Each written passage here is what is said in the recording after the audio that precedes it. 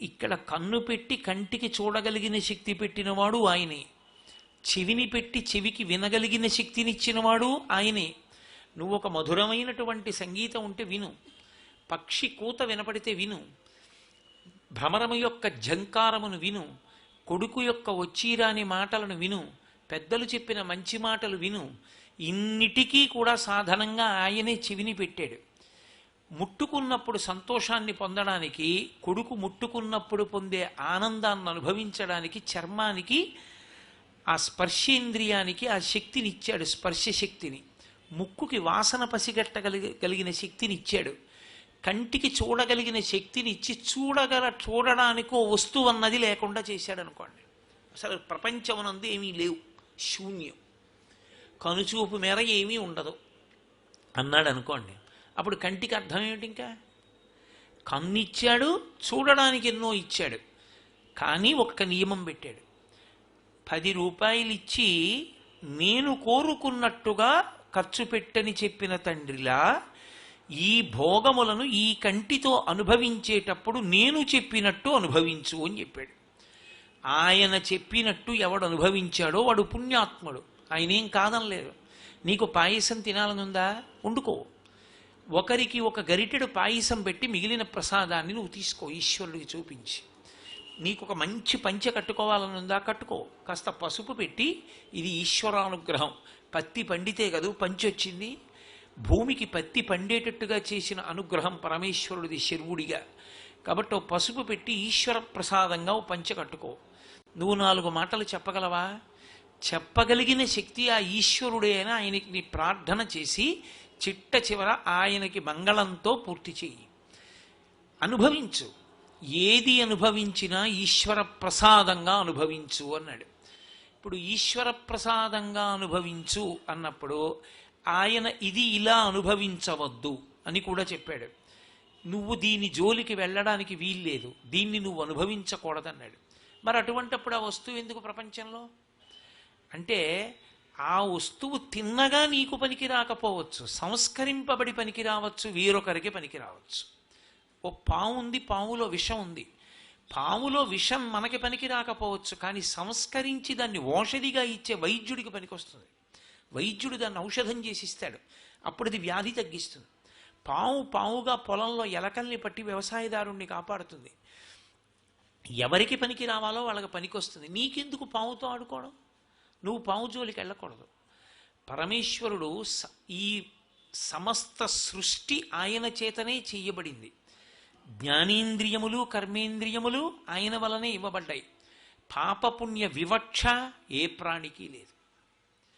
ఆయన పెట్టిన వివక్ష అల్లా ఒక్క మనుష్య ప్రాణికి మాత్రమే. మనుష్యుడొక్కడే ఏది ఈశ్వరుడు చెప్పాడో అది చెయ్యాలి, ఏది ఈశ్వరుడు చెయ్యవద్దన్నాడో అది చేయకుండా ఉండాలి. మీరు ఈ విషయాన్ని కొంచెం జాగ్రత్తగా గమనించవలసి ఉంటుంది. మిగిలిన అన్ని ప్రాణులకి కలిపి ఒక్కటే ధర్మం, పశుధర్మం. దానికి ఇంకేం లేదు ధర్మం. అది దాని బుద్ధికి ఏం తోస్తే చేసేస్తుంది, అదే ధర్మం. కానీ మనుష్యుడు అలా చేయకూడదు. పరమేశ్వరుడు శాస్త్రంగా వేదంగా ఏం చెప్పాడో అలాగే బ్రతకాలి, అలాగే అనుభవించాలి. దానికే ధర్మము అని పేరు. పాపము పుణ్యము అన్న 2 మాటలకు ఎలా చెయ్యాలి అనేటటువంటి విషయం మీద అవగాహన కలగడానికి పరమేశ్వరుడు వేదంలో ఎలా బ్రతకమని చెప్పాడో అలా బ్రతకమని చెప్పిన విషయాన్ని తెలుసుకుని బ్రతకడానికే ధార్మికంగా బ్రతికాడు అని అంటారు.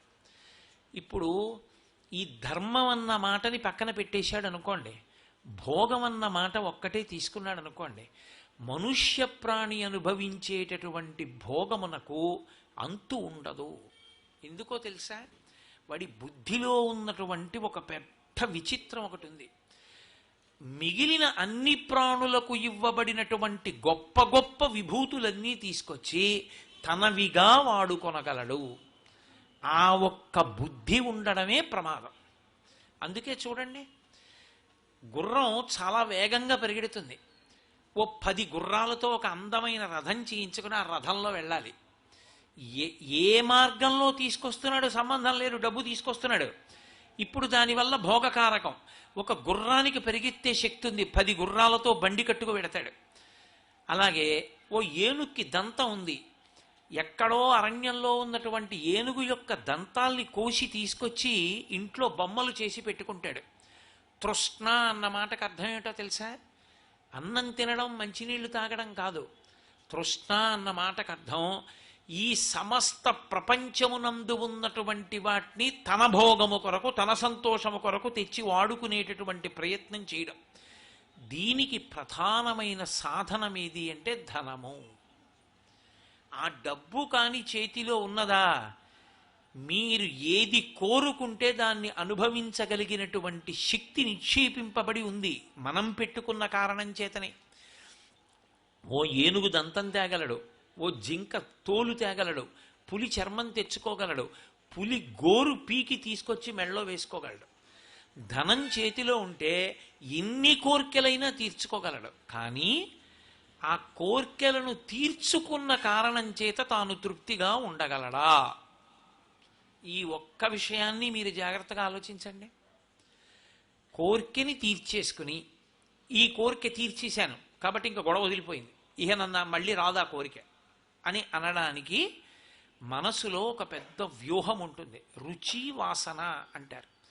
ధర్మమా అధర్మమా పక్కన పెట్టి అనుభవించు అంటుంది. ఓసారి అనుభవించేశాడు అనుకోండి, బాగుంది ఇంకొద్దులే అంటుంది. 10 రోజులు పోయాక మళ్ళీ అది పట్టుకురా అంటుంది. ఇప్పుడు ఒక కోరికే అన్ని మాటలు తిరగడం మొదలు పెడితే ఇక తృష్ణ అన్న పేరుతో అనేక కోర్కెలకి లొంగిపోయిన వాడు మళ్ళీ అవే కోర్కెలు మారి మారి మారి మారి పుడుతుంటే వాటినన్నింటినీ కూడా అనుభవించడానికి ఎంత ధనాన్ని తీసుకురావాలి?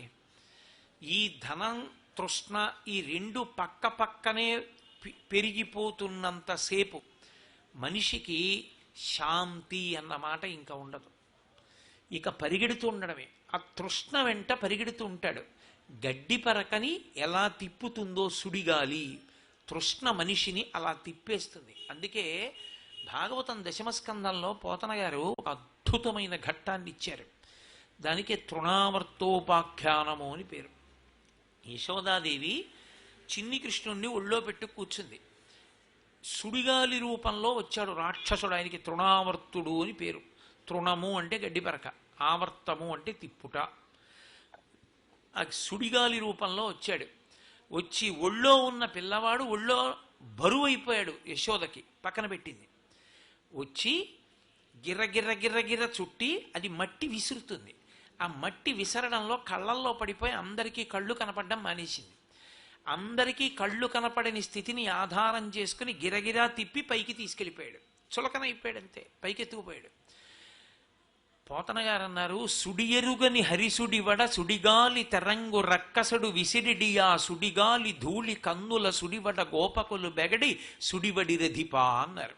సుడి గాలి ఎలా తిరుగుతుందో పద్యంలో సుడి ఎలా తిరిగింది పోతన గారికి. ఆ గాలికి ధూళి వచ్చి చిన్ని కృష్ణుని యొక్క కన్నుల్లో కూడా పడిపోతే అసలు సుడంటే ఏమిటో తెలియనటువంటి కృష్ణ పరమాత్మ కూడా సుడిగాలి యొక్క అలజడికి లొంగిపోయాడా అన్నట్టుగా నటించాడు. ఇప్పుడు అది గిరగిర గిరగిర తిప్పి పైకి తీసుకుపోయింది. సుడిగాలి వెళ్ళిపోయింది. యశోద వెతుక్కుంది, ఏడి కొడుకు కనపడలేదు. ఆ సుడిగాలి ఎటు వెళ్ళిందో అటు పరిగెత్తింది పాపం. ఇక్కడ పెట్టి తింతనయుడిక్కడ నాడుచునుండె తానెక్కడ నుండి వచ్చి శిశువెక్కడి మార్గము పట్టిపోయనేడెక్కడ జొత్తునంచు వసితేక్షణ గ్రేపు తెరంగు కిన్నయ్యై ప్రొక్కుచుమాలు గోవు క్రియ భూస్థలివాలె దురంత చింతయ్యై అంటారు పోతన గారు. దూడ కనపడనటువంటి ఆవు ఎలా అరుస్తూ పరిగెడుతుందో అలా పరిగెత్తింది కృష్ణుడి కోసం. ఎంత పరిగెడితే కనపడతాడు? ఆ పైకి పట్టుకెళ్ళిపోయాడు తృణావర్తుడు. ఆ కృష్ణుడిని చంపేద్దామని ప్రయత్నిస్తున్నాడు. ఆ పైనుంచి కింద పడేద్దాం, రాళ్ల మీద పడి కృష్ణుడు చనిపోతాడు అనుకున్నాడు. ఈ పైకి ఎత్తుకుపోబడినటువంటి కృష్ణుడు ఆ తృణావర్తుని యొక్క కంఠాన్ని 2 చేతులతో గట్టిగా పట్టుకున్నాడు. ఇప్పుడు ఈ పిల్లాన్ని వదిలేద్దాం అనుకున్నాడు రాక్షసుడు. మెడని పట్టుకున్న చిన్ని కృష్ణుడు బరువైపోయాడు. బరువైపోయి వదిలేద్దాం అనుకున్నవాడు ఈ పిల్లాడ కంఠం వదిలితే చాలు, లేకపోతే నీ కింద పడిపోయేటట్టున్నాను రాళ్ల మీద అని వదలరా వదలరా అని చేతులు పట్టుకు లాగుతున్నాడు. ఒకసారి పట్టుకున్న తర్వాత వదులుతాడు ఆ పరమేశ్వరుడు. గట్టిగా పట్టుకున్నాడు కంఠాన్ని. ఆ పైనుంచి ఒక్కసారి కృష్ణుడి యొక్క బరువు తట్టుకోలేక ఆ సుడిగాలి రూపంలో ఉన్నటువంటి తృణావర్తుడనబడేటటువంటి రాక్షసుడు భూమి మీద పడిపోయాడు. పురభంజను గోలకూలు పురముంబోలెన్ అంటారు పోతన గారు. హరికరతల పీడనమున్న పరవశుడై రాల మీద భగ్నంగకుడై సురవైరి భటుడు కూలెను పురభంజను గోలకూలు పురముంబోలెన్. ఆ చిన్ని కృష్ణుని యొక్క చేతుల బరువుకి తట్టుకోలేక ఆయన మెడలో వేలాడుతుంటే ఆ తృణావర్తుడన్న రాక్షసుడు కిందకొచ్చి రాళ్ల మీద పడి శరీరం అంతా ముక్క ముక్కలైపోయి చచ్చిపోయాడు. సరే యశోద పరిగెత్తుకొచ్చింది, చూసింది, ఎంత గండం తప్పిందంది, పొంగిపోయింది. గత జన్మంబులనేమి చేసితిమో యాగశ్రేణులేమేమి చేసితిమో ఎవ్వరికేమి పెట్టితిమో ఏ సిద్ధాశ్రమమునం త్రొక్కితిమో ఇప్పుడు చూడగంటిమి చటన్ కృష్ణార్భకున్ నిర్భయున్నది. ఇందులో పోతన గారు ఒక రహస్యాన్ని దాచారు. తృణము అంటే గడ్డి పరక, ఆవర్తము తిప్పునది. తృష్ణకి వశుడైపోయినటువంటి వాణ్ణి అలా తిప్పేస్తుంది కోరిక. ఆ కళ్ళల్లో ధూళి పడిపోతుంది. కళ్ళల్లో ధూళి పడిపోయింది అన్న మాటకు అర్థం ఏంటంటే ఏది ఎదురుగుండా వచ్చేస్తోందో దాన్ని చూడలేడు. ప్రతి క్షణం ప్రతి నిమిషం వెళ్ళిపోతోంది అంటే మృత్యువు దగ్గరికి వచ్చేస్తోంది అని గుర్తు. ఎవడి ఊపిరి ఎప్పుడు ఆగిపోతుందో ఎవడికి తెలుసు? ఈశ్వరుడికి తప్ప తెలుసున్నవాడెవరూ లేడు. ఒక పక్కన తనక కాలం అయిపోతోంది, శరీరమా డస్సిపోతోంది, వృద్ధాప్యంలోక వెళ్ళిపోతున్నాడు, అయినా తృష్ణ విడిచిపెట్టదు. కాబట్టి ఇప్పుడు ఆ తృష్ణకి వశుడైపోయాడు. కళ్ళు కనపట్టలేదు, ఏమొచ్చేస్తోందో ఏం పోగొట్టుకుంటున్నాడో తెలియట్లేదు. వెడుతున్నాడు, డబ్బు తీసుకొస్తున్నాడు, అక్కడ పెడుతున్నాడు, కామ్యం అనుభవిస్తున్నాడు, మళ్ళీ పరిగెడుతున్నాడు, మళ్ళీ డబ్బు తెస్తున్నాడు, మళ్ళీ అనుభవిస్తున్నాడు. ఈ పరుగే తప్ప అసలు ఏది పోగొట్టుకుంటున్నానన్న దాన్ని జీవితంలో పూర్తిగా మరిచిపోయాడు. ఇలా మరిచిపోయినటువంటి కారణం చేత, ఈ తృష్ణకి వశుడైపోయిన కారణం చేత మనుష్య జన్మ యొక్క సార్థక్యాన్ని పోగొట్టుకున్నాడు అన్నారు. మనుష్య జన్మ ఉన్నది ఎందుకు? ధర్మాన్ని పట్టుకోవడానికి. ఆ ధర్మాన్ని పట్టుకోలేకపోయినప్పుడు ధనం ధనం ధనం ధనం తీసుకొచ్చాడు, బానే ఉంది. తను పాపం చేశాడు. పరమేశ్వరుడు ఎలా సంపాదించమని చెప్పాడో ఆ మార్గాన్ని విడిచిపెట్టాడు. ఏ మార్గం అయితేనే తెస్తున్నానా లేదా, మార్గంతో సంబంధం లేదు, తీసుకొచ్చేసాడు. కోట్లకి కోట్లు తీసుకొచ్చాడు, అక్కడ పెట్టాడు. డబ్బు అక్కడ ఉంది, పాపం ఎవరి ఖాతాలో ఉంది? పాపం తీసుకొచ్చిన జీవుడి ఖాతాలోకి పడింది. ఉండిపోతాడా శరీరంతో? ఎప్పుడో అప్పుడు శరీరం పడిపోవాలి. పడిపోయింది శరీరం. ఈ ద్రవ్యం ఏమైపోయింది? తెచ్చిన ధనం. కడుపున పుట్టినటువంటి పిల్లలు వాటాలు వేసుకుని పనిచేసుకుంటారు. జీవుడు చేసిన పాపాన్ని ఎవరు పుచ్చుకుంటారు? పుచ్చుకునేవాడు ఉండడు. ఎంతకాలం ఉంటావు ఈ భూప్రపంచం మీద? మహా ఉంటే 70 ఏళ్ళు ఉంటావు, అంతా కాకపోతే 80 ఏళ్ళు ఉంటావు. అసలు ఇంకా గట్టిగా చెప్పాలంటే ఓ ఇంట్లో ఉండేటటువంటి పంచపాత్రకున్నంత ఆయుర్దాయం కూడా మనిషికి ఉండదు. ఒక గట్టి రాగి పంచపాత్ర మా తాతగారు వాడారు, మా నాన్నగారు వాడారు, నేను వాడుతున్నాను. పంచపాత్రకున్నంత ఆయుర్దాయం కూడా మనుష్యుడికి ఉండదు. ఓ 70 ఏళ్ళు ఉంటావు. 70 ఏళ్ల తర్వాత శరీరం విడిచిపెట్టావు. కొన్ని కోట్లకి కోట్లు నువ్వు అక్రమ మార్గంలో ఆర్జించి తీసుకొచ్చిన పాపాన్ని ఎవరు పుచ్చుకుంటారు? ఎవ్వరూ పుచ్చుకోడు. జీవుడు ఏం చేయాలి? ఈ 70 ఏళ్లలో నువ్వు అనుభవించినటువంటి ఐశ్వర్యం అన్నది కూడా భయం భయంగా అనుభవించింది ఓ 30 ఏళ్ళు. కొన్ని భోగాలు అనుభవించడానికి శరీరం ఒకటి అనుమతించాలిగా. శరీరం అనుమతించకపోతే భోగం ఏమనుభవిస్తాడు? అనుభవించలేడు. చాలా ఇష్టం చింతకాయ పచ్చడి, 3 పూట్ల వేసుకు తినేవాడు. బీపీ వచ్చింది, పులుపు ముట్టుకుంటే చచ్చిపోతావు అన్నాడు డాక్టర్ గారు. ఏం తింటాడు? ఇక తినలేడు.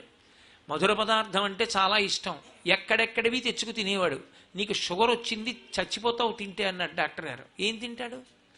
ఈ శరీరం అనుమతిస్తేనే కొన్ని భోగాలు, శరీరం అనుమతించకపోతే కొన్ని భోగాలు పోయి, మనసు అనుమతించకపోతే కొన్ని భోగాలు పోతాయి. నిన్న ఇష్టమైంది ఇవాళ ఇష్టం లేదనుకోండి, పోయిందంతే ఆ భోగం. బ్లాక్ అండ్ వైట్ టీవీ ఒకప్పుడు భోగం, ఇప్పుడు బ్లాక్ అండ్ వైట్ టీవీ కొనుక్కునేవాడు ఎవడు? ఎక్కడ లేదు, అది భోగం కాదు. కాబట్టి ఒక 70 ఏళ్ళు అనుభవించావు, కానీ పాపాన్ని కోట్ల జన్మలు అనుభవించాలి. ఈ పాపం అనుభవంలోకి వచ్చిన నాడు నువ్వు ఎంతమందిని బాధ పెట్టి ఆ ద్రవ్యాన్ని తీసుకొచ్చావో అంతటి బాధని మళ్ళీ నీ ఖాతాలో నీ చేత అనుభవింపజేస్తారు. ఇన్ని జన్మలు అప్పుడు తీసుకొచ్చి అక్కడ పెట్టి వెళ్ళిపోయినప్పుడు పుచ్చుకుని పంచుకున్న వాళ్ళు ఉన్నారే, వాళ్ళల్లో ఒక్కడు నీ అభ్యున్నతి కొరకు చేసేవాడు ఏమైనా ఉంటాడా? ద్రవ్యానికి ఓ లక్షణం ఉంటుంది. ఏ కష్టం లేకుండా వచ్చేసింది అనుకోండి, దాని ఎందు రెండు లక్షణాలు పొటమరిస్తాయి. ఒకటి, ఇంత తేరగా వచ్చిందని దాచుకోవడం, లేకపోతే ఆ ద్రవ్యాన్ని తృణప్రాయంగా వ్యసనాలకి ఖర్చు పెట్టడం. ఈ రెండే తప్ప మళ్ళీ దాన్ని ధర్మంతో పట్టుకునేటటువంటి లక్షణం చాలా తక్కువగా ఉంటుంది. ఇప్పుడు ఏమైపోయింది? ఏం చేసినట్టు? ధనమంత చంచలమైనది లోకంలో ఇంకోటి లేదు. ఆ చంచలమైన ధనం వెళ్ళిపోయింది. తర్వాత 2-3 తరాలు కూడా వెళ్ళకముందే పోయింది ఆ ధనమంతా. ధనానికి అనేక మంది చోరులు ఉంటారు. అగ్నిహోత్రం పట్టుకుపోతుంది, రాజు పట్టుకుపోతాడు, దొంగ పట్టుకుపోతాడు, ఇంతమంది తీసుకెడతారు, దాన్ని దయాదులు తీసుకెడతారు. వీడు అక్రమంగా తీసుకొచ్చిన ధనం అని ప్రభుత్వం తెలుసుకున్న, రాజు తెలుసుకున్న, ధనాన్నంతటినీ రాజు తీసేసుకున్నాడు. నీ పోయిన కాలం ఏమైపోయింది? ఎక్కడి నుంచి వస్తుంది అనుష్ఠానం? ఇప్పుడు ఎక్కడికి వెడతావు? ఏ దేవాలయానికి వెడతావు? వెళ్ళడానికి అవకాశం ఏది? ఏ జపం చేస్తావు? ఏ పుణ్యకార్యం చేస్తావు? ఎక్కడికి వెళ్ళి తల నిటారుగా నిలబెట్టి మాట్లాడగలవు? కాబట్టి ధర్మాన్ని విడిచిపెట్టిన ద్రవ్యం ఏదున్నదో, ధనం ఏదున్నదో, అది నీ జీవునకు కానీ ఇహమునందు భోగమునకు కానీ యోగ్యము కాదు. పైగా శాస్త్రమునందున్న లక్షణం ఏమిటో తెలుసా?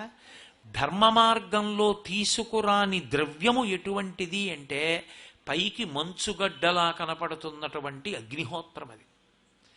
అది పాపము కనుక, పాప ఫలితము కనుక అది బాధ పెడుతూ వెళ్ళడాన్ని ఇష్టపడుతుంది.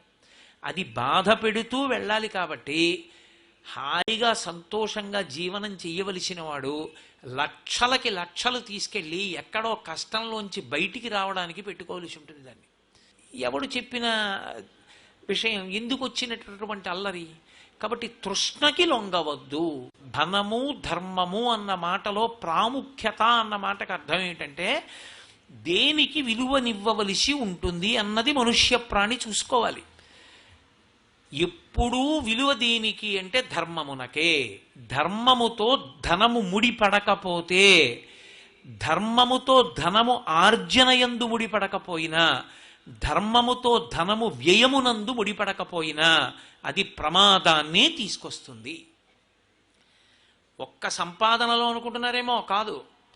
అది ఖర్చు పెట్టడంలో కూడా ధార్మికంగానే ఖర్చు పెట్టాలి. నేనేదో 10 లక్షల రూపాయలు ప్రావిడెంట్ ఫండ్లో ఉంటే 10 లక్షల రూపాయలు దానం చేశాననుకోండి, నే పాపం చేశానని వేస్తారు. అలా చేయడానికి వీల్లేదు.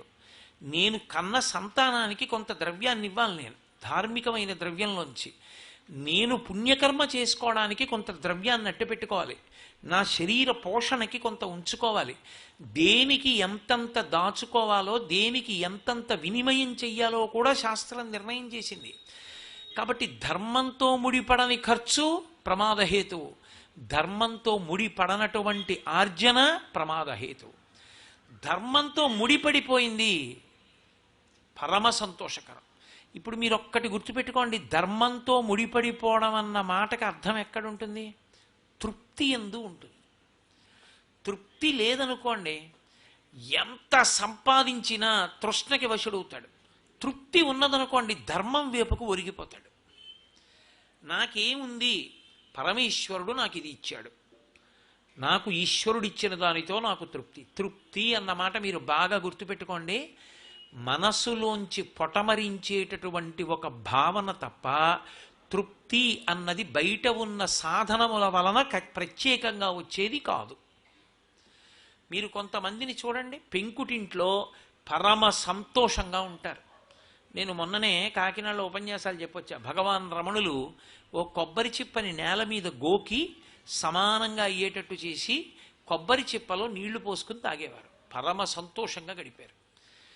కొన్ని వేల కన్నాలున్నటువంటి ఒక తుండుగుడ్డతో తుడుచుకుంటూ దేవేంద్రుడితో నేను ఒళ్ళు తుడుచుకుంటున్నానని సంతోషపడిపోయారు. సంతోషం అన్నది ఇక్కడి నుంచి పొటమరించే భావన. ఈ వస్తువు ఉంటే సంతోషం ఉంటుందన్నది నిజమైతే, ప్రపంచంలో అందరూ అన్ని వస్తువులు ఉన్నవాళ్లే సంతోషంగా ఉండాలి. మీరు చూడండి, కొడుకుంటే సంతోషంగా ఓడుంటాడు, కొడుకు లేడు కాబట్టి సంతోషంగా ఓడుంటాడు. పిల్లలు ఉన్నారని సంతోషంగా ఓడుంటాడు, పిల్లలు లేని దంపతులు కొంతమంది ఏ భవబంధాలు లేవు. పరమేశ్వరుడు మాకు ఇది చిట్ట చివరి జన్మ చేయడానికే మమ్మల్ని ఇలా అనుగ్రహించాడు. ఉన్న సమయాన్నంతటినీ ఈశ్వర సేవలో గడుపుతూ మాకున్న ద్రవ్యాన్ని లోకం పిల్లలు అనుకుని ఎవరి ఏ అవసరానికి కావలసి అలమటిస్తున్నారో వాళ్ళకి ఇస్తూ సంతోషంగా జీవనాన్ని చేస్తారు. సంతోషమన్నది లోపల నుండి ఉద్భుతమవుతుంది. అది ఇక్కడ ఉంటుంది తప్ప బయట ఉండదు. అందుకే మీరు చూడండి, ఒక లడ్డు నాకు ఇష్టం అనుకోండి, మీరు తెచ్చి ఇలా చేతిలో పెడితే కొంత సంతోషం, నాలుక మీద పెట్టుకుంటూ ఉంటే కొంత సంతోషం. అసలు పరిపూర్ణమైన సంతోషం ఎప్పుడు? అది నాలుక మీద పడి నేనైపోయినప్పుడు. నాకు లడ్డు సంతోషం, వేరొకడికి అస్సలు ముట్టుకోనండి స్వీట్ అంటాడు. లడ్డే నిజంగా తృప్తినిచ్చేదైతే ప్రపంచంలో అందరికీ లడ్డూ తృప్తినే ఇవ్వాలి. మరి ఒకడికి అసంతృప్తినిస్తోంది అంటే తృప్తి ఇక్కడి నుంచి పొటమరిస్తోంది, ఇక్కడి నుంచే పుడుతోంది.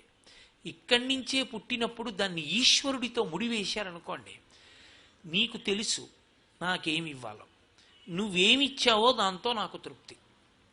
చిన్నతనంలో చూడండి, అమ్మ దాచేస్తుంది పదార్థం కొంత పెట్టి, హుష్ అని పిల్లెత్తుకుపోయిందిరా, ఇంకా లేదు నాన్న పిల్లిని కొట్టేస్తాను, రేపు మళ్ళీ నీకు చేసి పెడతానే అంటుంది.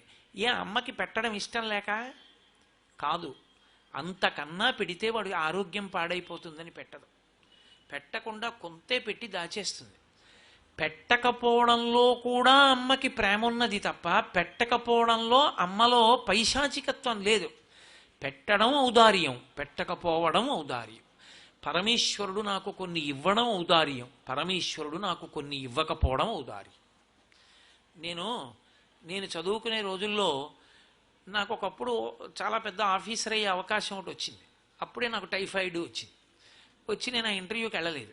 నేను చాలా కాలం వగచాను, అరే నేను ఈ పాటికి ఎంత పెద్ద పొజిషన్లో ఉంటుండ్రా, అవ్వేళే రావాలా టైఫాయిడ్, రైల్లోకి ఎక్కి కూర్చోలేక కిందకి దిగిపోయాను.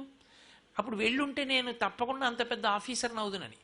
నేను ఇప్పుడు అనుకుంటూ ఉంటాను, పరమేశ్వరుడు దయామయుడు, నాకు నిజంగా ఉద్యోగం ఇచ్చి ఉంటే 5 నిమిషాలు ఖాళీ లేకుండా ఎక్కడో తిరుగుతాం.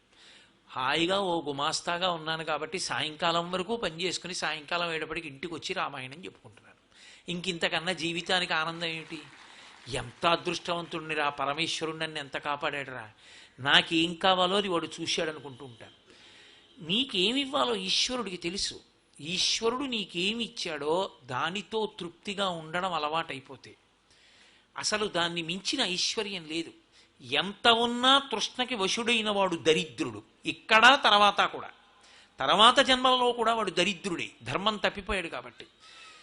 ఈ జన్మలో వచ్చే జన్మలలో కూడా ఐశ్వర్యవంతుడు, తృప్తి ఉన్నవాడు. తృప్తికి కారణం బలవంతం కాదు, పరమేశ్వరుని యందు భక్తి. ఈశ్వరుడు అన్నవాడు ఒకడున్నాడు, వాడికి తెలుసు నాకేమి ఇవ్వాలో. అందుకే వాంఛితార్థప్రదాయిని అని అమ్మవారికి పేరు. పిల్లలు అనేకం కోరుతారు తల్లిదండ్రుల్ని, శక్తి ఉంటుంది తండ్రికి, కానీ ఇవ్వడు. నాన్నగారండి నాకు మోటార్ సైకిల్ కొనిపెట్టండి అంటాడు కొడుకు 10th క్లాస్ చదువుకుంటూ.